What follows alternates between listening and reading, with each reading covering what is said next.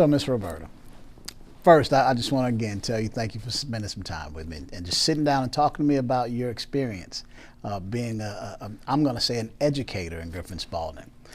Let's go back. When I first met you, I learned that this is your 50th year in the school system. Is that correct? Yes. Tell me about it. Well, the 50 years, they were wonderful. I mean, because it is 50, and it will be coming up 51, but see, I didn't notice it being 50 because I enjoyed the job. Right. And it never occurred to me that how long I've been here. So, you know, I think when I think back about this, you know, you having worked in one place for almost 51 years. Yes. A week from Thursday, I'll turn 50 years old. And so I can only imagine the people that you've met over the years, the things that you've seen over the years. What has it been like to, at one point, transport adults now to school? Do you ever get a chance to see them in the neighborhood or anything like that? Yes, I run into them quite often, but being Griffin, and a lot of them never left Griffin, and a lot of them went to school with my children. So yes, I get to see a lot of them. What was it like driving a school bus 50 years ago in comparison to what it's like today? Well, everything was segregated when I was coming up. Okay, and then when I came into driving, they had started, well, there was integration with everybody. So it was different because I guess the black children thought that I couldn't accept them being with the white kids because I guess the way they were raised, like you don't associate with so-and-so, but they was on the same bus. And I had to make sure that everything balanced out because I did have both. Right. And I didn't want nobody to feel different. Although they were different, I didn't want them to feel different. And I had to treat everybody the same. And that was my goal when I started. And so tell me about when you started. How did you get started as a bus driver? I had my child. Okay. And he was a baby, and Russell Starr was the one that trained me. He trained myself and his wife and my sister. But my sister, she was going to drive, but she moved to Atlanta. But Russell's wife didn't want to do it. She said, I don't want to do this. I said, Russell, I want to keep doing it. That's because I like it. And it was straight shift. And so what do you mean by straight shift? Oh, it was clutches and all this stuff. Oh, you mean the bus was straight shift? Yes. So it was I say a straight shift bus. That's what it was. Awesome. And I liked that. I could drive a straight shift car, but driving a bus, didn't know if it was going to roll back or what, you know, so. I can remember learning how to drive, not wanting to learn on what you call straight shift for that very reason.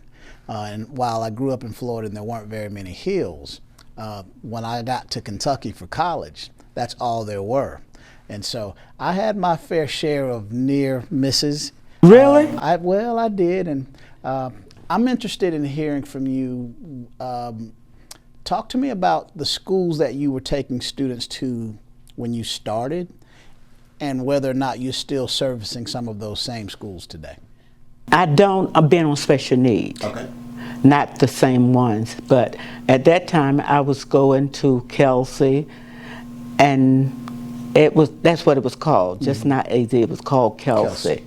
And I was going to Beaverbrook, I was going to Atkinson, and it was different ones. In fact, it was like several because you were going everywhere. Right. It was going all over. So did they have students, so today, you know, we have an elementary run, we have a high school run, we have a middle school run. Was it like that? No, they were mixing them then. Everybody on the same bus? Yes, you had different types of school-age children. What was that like? It was challenging, but you had to learn to Well, you had to learn when they got off too, so otherwise they'd have been left on the bus. So, but it was challenging because you had to learn what was the like and dislike, and you also had to watch out for them. Right. I keep asking myself, what is it, and how is it that you've been able to maintain, you know, your position in the school system? Of all the jobs, of all the companies, why Griffin-Spalding for 50 years? What is it about what you do? Griffin, it really is a good place to live, and at that time it was like I had my children, and my husband, he worked at General Motors, and he was already working, so I couldn't leave him with somebody else other than babysitting. So I wanted to be near, and that was the only opportunity I had, was to be with my children practically all day. So at some point, you had students that you were taking to school, Yes. Who were able to watch Clifford grow up, so to Yes. speak. Did Clifford ever say what that was like, being able to, you know, be in the neighborhood and say, hey, I knew you when you were a baby? Oh, we've had that to happen. Really? Yes. He met some of the ones that even took him to the babysitter. Wow. Said, Clifford, you were a baby when I took you to the babysitter. He said, you know, I don't remember that, but still. But it was really wonderful. Really. So, you know, one of the things that I'm most appreciative of, Miss Roberta, oftentimes people don't realize the work that bus drivers do. Because in many ways, when school is open, you don't necessarily see the driver. No. And when schools are closed, buses aren't running. But to be able to maintain that level of professionalism, that level of loyalty, but most important, that level of service to students throughout this community is phenomenal. And to do it for 5 decades. And when I hear you say, I really didn't pay attention, I didn't realize it was that long. I suspect it's because you really enjoy what you do. I love what I was doing. And I can see when I talk to you about it, I can see in your eyes the love that you had for the children. And so I keep calling them children when many of them are older than I am. Yes, they are.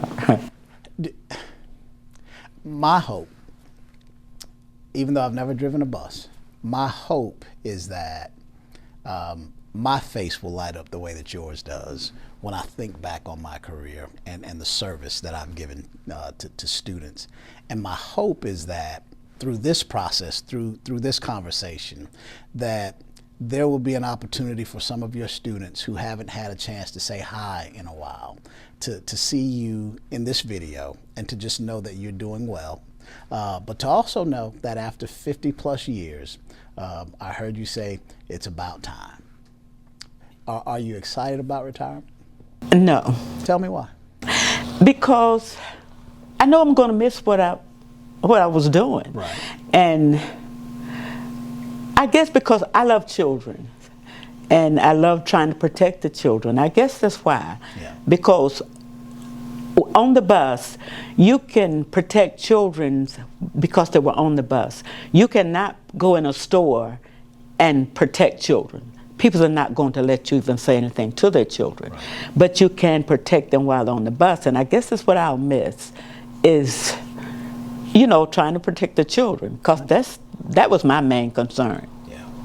Well, I'm sure I speak for hundreds of grown people in Griffin today who probably have had children that have ridden your bus who would say thank you for protecting them and protecting their children. But know, as the superintendent of this school system today, someone who just aspires to provide the level of service that you have provided for more days than I have been alive. I can't tell you thank you enough. I mean, it in this day and age, with all of the challenges that not only school systems but communities see, your willingness to stay, your willingness to serve is to be commendable. So I just wanted to say thank you.